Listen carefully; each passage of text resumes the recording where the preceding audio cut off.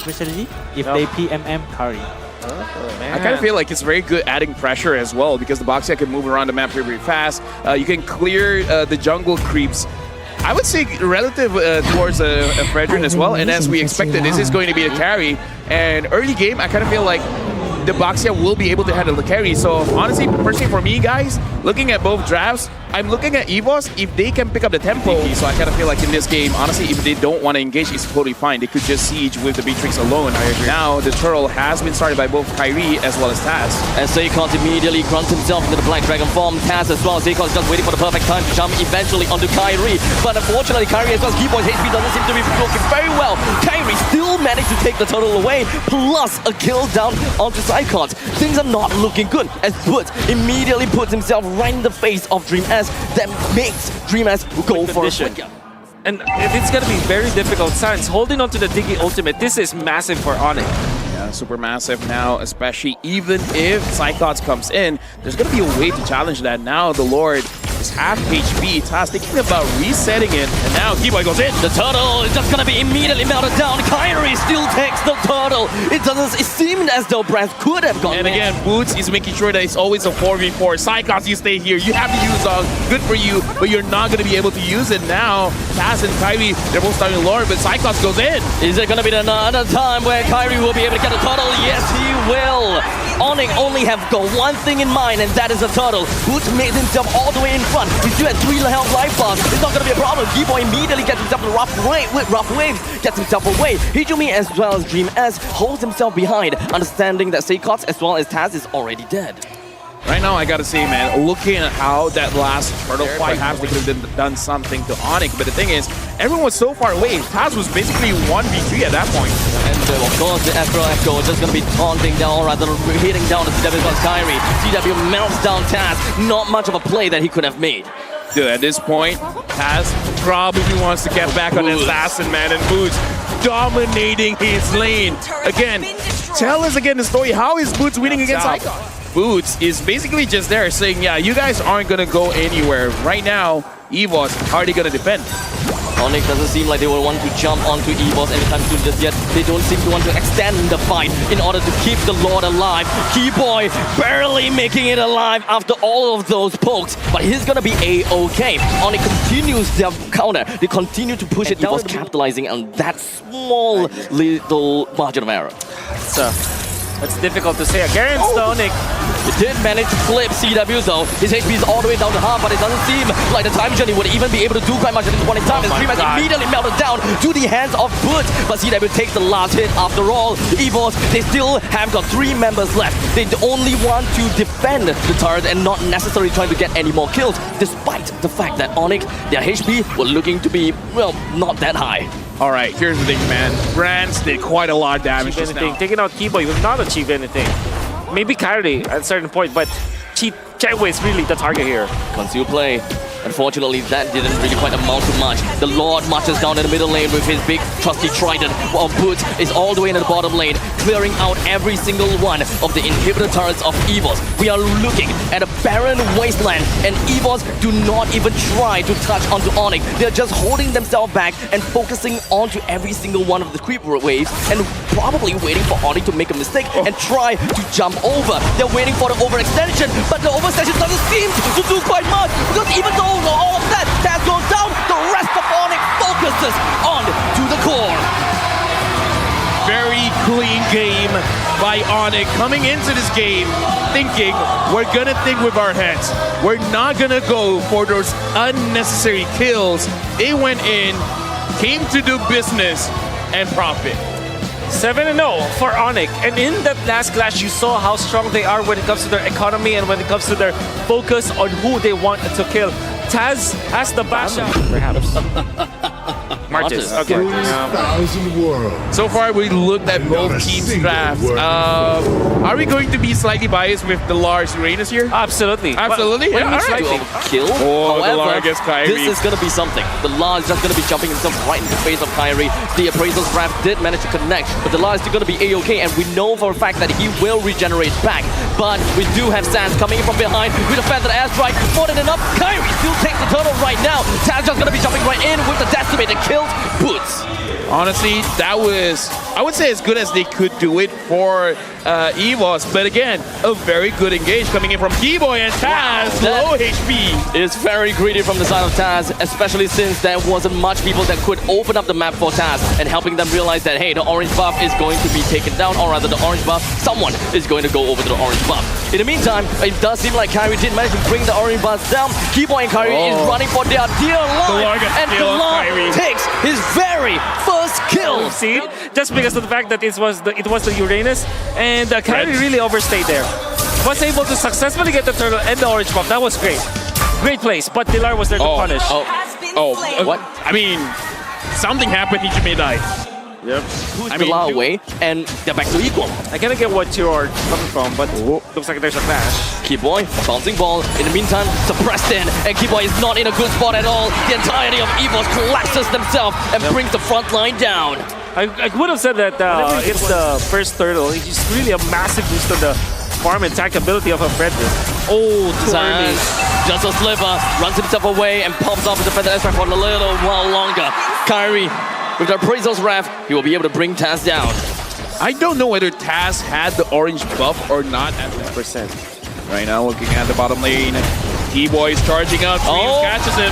Dreams immediately brings CW down while Keyboy was looking to try to bring down the bottom lane.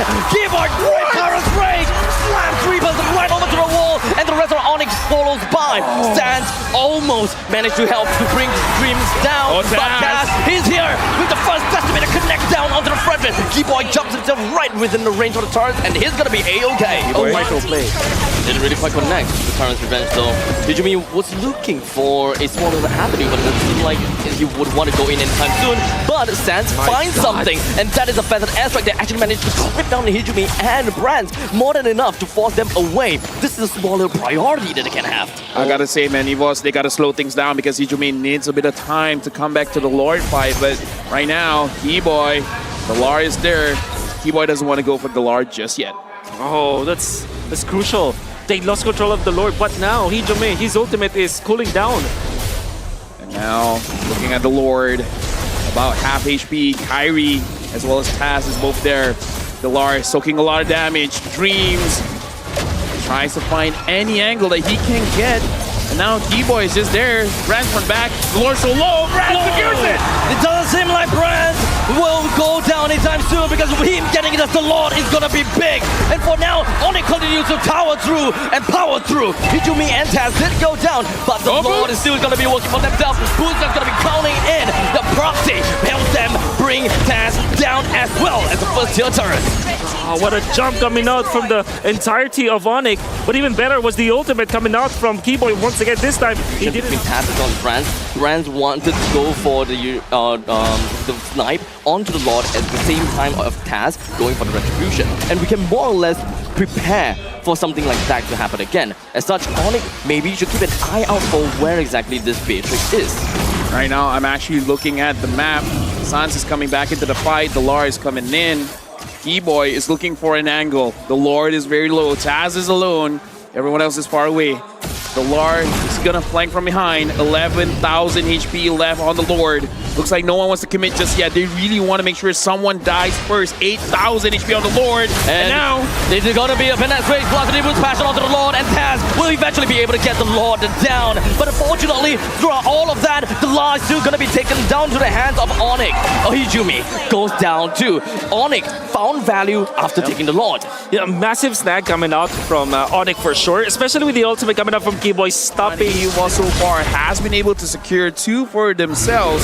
Can they make it a 3? Or this time, Onic is going to make sure that they get it. Looking at DeLar, he is inside the base of Onic. And Keyboy jumps himself right onto the front lines. Taz seems to be in a deep trouble as Boots puts himself right onto Hijumi. Brands all the way behind, trying to go for the snipe, but unfortunately that's not going to work out for them this time. For the first time, Onic gets himself the Lord, but the Law is all the way down in the bottom lane, pushing the wave all the way through. In the meantime, we're looking at a 2-way roll split. We're looking at 2 fights. Well, the main thing is CW soars into the sky, takes 2 down, and Brands pop off with a wind of nature. CW pops his own one and tries to follow through. CW wanted to say, I'm the king of the skies, man. Kyrie's on my team, sure, but look at me. Oh man, massive split. Heavy hit. 100%. I mean, Onic will lose their bottom lane, but the fact that there still is a Lord and a lot of big minions marching, Onic still has map control. And Sands flickers forward. Oh! In the end of the day, Sands is still managed to get a kill with a magic warship onto Brand, and that is more than enough for them. All you gotta do is one job. Yep. Drop the marksman. Raw damage. That's what we want for the side of Onic. And speaking of raw damage, look at the amount of damage that they can deal onto the Delar. Despite the fact that he is pretty tanky, they still can bring him down to such a low percentile of health. Onic forces their objective and push their way through. Brand is nowhere to be seen, and this is one of the best opportunity for Onic to make a play without the main damage dealer from the side of EVOS. As such, Kyrie makes himself the front, and he's just wanting to get himself right in the middle, but unfortunately the immortality will be popped. Brand joins in the fray, and Onic finds this time to run away, but Dreams! He knew that this moment would come with a flicker. He brings one. This Lord is looking to be very scary, as Onic can literally take this Lord fight, this Lord stance by the throat of EVOS. Right now, looking at the Lord, Kyrie is pulling it towards the side of Onic.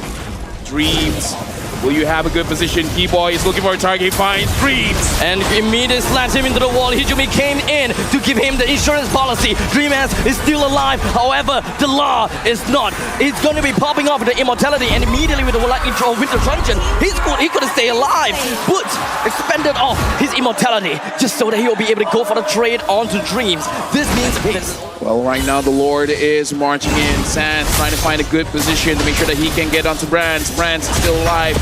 He will be trying to clear minions. The Lord comes in.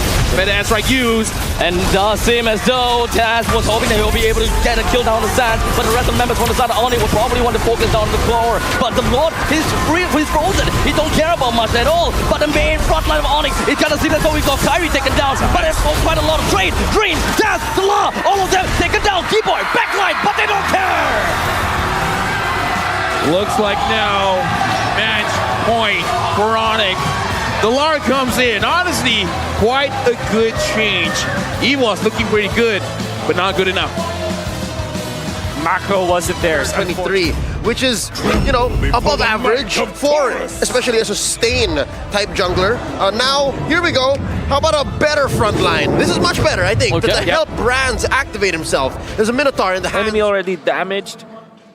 Get a lot of life steal. It's great when it comes to a 5v5 collision. Right now, the turtle has been started up, both the Lar as well as Boots as level 4. And Kyrie secures it. Immediately. And that's relatively unfortunate, I would say, for the side of EVOS. They're the one that took the most amount of time whittling the turtle health down. Good situation. The Lar, I want to see what you're going to do. Oh, that is Keyboy. Melted down immediately. The turtle will appear in 25 seconds. But Keyboy, back in 5. He could have just jolly well walked into the power bomb and give an even bigger deficit onto Taz. Well, in the meantime, Boots all the way up in the top lane. He doesn't think he will be able to outplay against Hijumi. But the La still stays at the top lane and gets a 1-for-1 trade. Honestly, for me, 100% worth it. Dreams all alone, down at bot. Now Branch is here, dealing a bit of damage onto Sands. But again, I kind of feel like still good for Onic because unfortunately Brands missed out. Oh, and Dreams, gotta be careful, man. Your Eureka was cancelled. The Void Crystal plus the RWM ensures the Dreamers don't get away. Can I say, Onic have just broken down EVOS. From the draft itself, and even the plays that they're making, they force the flicker onto Dreams. And even will pick off immediately. Does EVOS even have what it takes to capitalize on that pickoff? Right now, looking at the situation, Kyrie might get caught. Oh, with the Minoan's Fury landing and flying 2% up in the air. Dreams completely locked down and shut in. Dila came in slightly a little bit too late, but that is not exactly his job. What he wants to do right now is constantly Keyboy. yeah, apart from Keyboy, I think it was also Sands. Sands is so on point with the slows that he's outputting. Well, in the meantime, RWM coming in from the side of Sands. The rest of the side of EVOS would want to continue, or rather they see the fact that Taz was all the way in front. But that all became a bait. 2% went in, or rather 1% went in, and 1 got caught out. That is Dreams and Hijumi. EVOS probably don't have a proper way to even defend this. I gotta say, that was a very long pull there, Wolf. Yeah, that Very was long pull. Keyboy. That looked like a pizza street. That's Kyrie, and not every single time Actually, I think not even once. He even used his retribution. Taz in the front line. Level 10, Kyrie, level 13. Not looking good for EVOS. You're right. 3 out of 36, none of which were with retribution. So it's relatively fair to say that EVOS's task from EVOS doesn't really have a very good play for the retribution, but this could be it. This could be what we want to see. Yeah. Exactly with the Divine Retribution plus a flicker to bring Keyboy out. Not much of a pickup potential for Onic anymore. There is the picture that we want to see for EVOS. Good initiation, on point usage of the penetrate, then engage. Oh, Sam. Oh, this could be it. And now the Law is just going to be running it down over to the back line. Unfortunately, the only thing he can do is force Sans back and forcing the RWM. But that is going to be big coming in from the Law as he brings CW down. The Law continues his onslaught and the front line is just going to be left with boost as well as Kyrie. Sans is not going home anytime soon, but Keyboy is back. He even has the Divine in the feed in this fight. Yeah, the Divine Judgment did a lot there. And now the Lord tries to go back in, but again, his HP is so low. I gotta say, the start of that team fight looked like it was going over to EVOS, but Onic, buying enough time, clap back. One at a time, they're chipping off the turrets. And now the Lord tramples down onto the core. The Deadly Catch moves itself across the battlefield. EVOS, all they want to do is just try to bring down every single one of this creep wave, but CW manages to successfully get a kill down the HGB. Everyone flies up, followed by the final flash from the side of Boots, pushing onto the La. His HP very low, but he still managed to get himself back home. But one thing that is still very evident is Taz was way too deep in. He's gonna go down. LDUS as well as the La will have to give their final all to defend this game, leaving absolutely nothing. Onic clears it all off, and it finishes the throne. Onic moving forward. Congratulations to EVOS for making it this far. However, this is goodbye for EVOS Legends. Despite the 5-man Minuan's Fury and all of the stomps that happened,